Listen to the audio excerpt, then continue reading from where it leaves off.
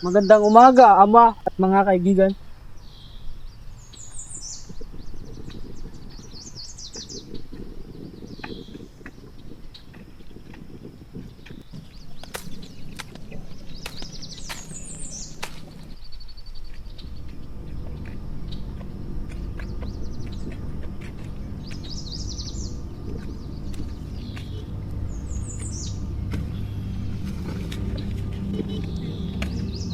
Awan nyo na po. Ibigay nyo na po ang sahod namin.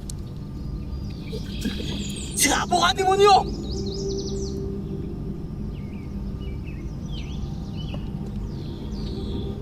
Ikaw ang demonyo. Matagal nyo na kami pinapahirapan. Mga Pilipino.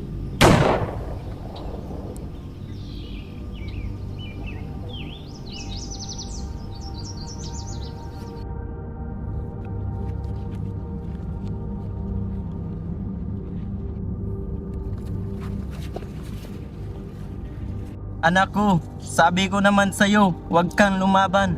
Mga audio, kung ayaw nyong matulad sa demonyong yan, dapat kayong sumunod sa aking mga kautusan.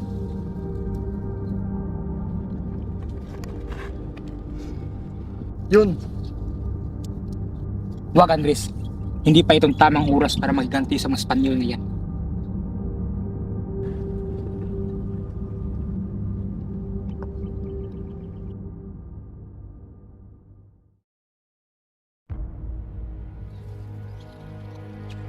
Ang kinabukasan ng sunod na henerasyon ay bahagi ng ating responsibilidad. Tayo ang nauna ay makakayahan lumaban at makapagbigay ng kalayaan na harapan sa kanila.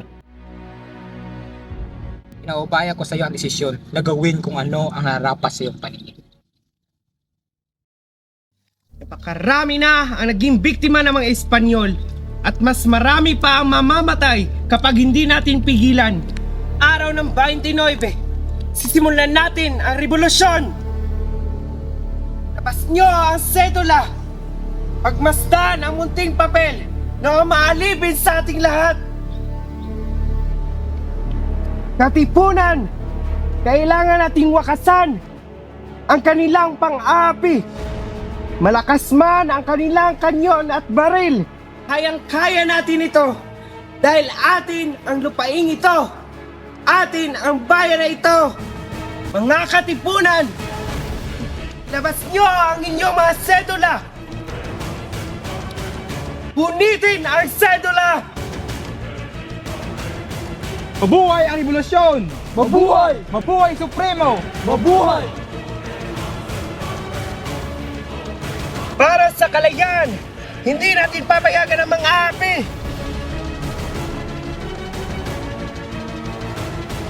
Kita kami sa primo at sabay tayong lalaban. Lalaban! Mas malakas ang kanilang kanyon at baril, pero hindi tayo susuko!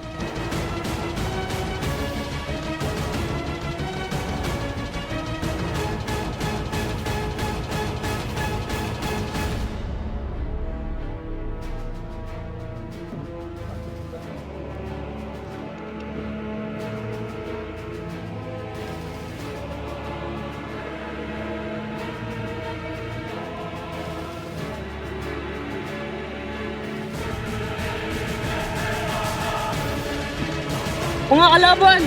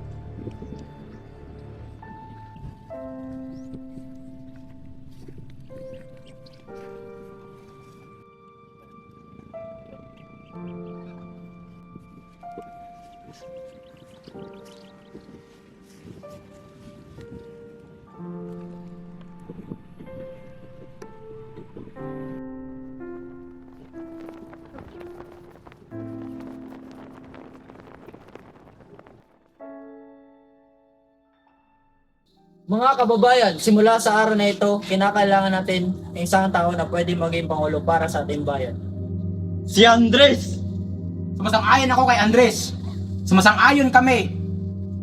Ako'y tumututol sapagkat hindi pwedeng mamuno ang isang taong walang pinag-aralan.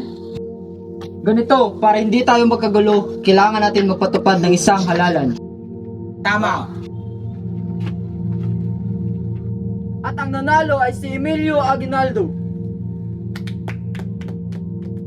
Hindi ito maaari sapagkat si Andres ang namuno sa revolusyon at dahil sa kanya, naging malaya ang mga Pilipino.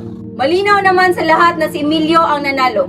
Gaya nga ng sabi ko, hindi pwedeng mamuno ang isang taong walang pinag-aralan. Tumahimik ka! Kanina mo pa ako iniinsulto, punyeta ka!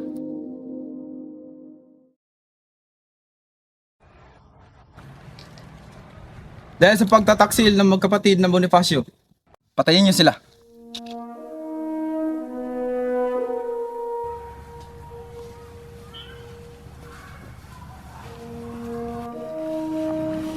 Sumuko ka na, Supremo, dahil sa iyong pagbabalik taksil sa bayan. Hindi ako yuyuko sa mapag-api. Ang dugo ko ay magpapatuloy sa bawat laban ng mga Pilipino. Kung mamamatay ako ngayon, hindi mamamatay ang kalayaan. Patawad, Supremo.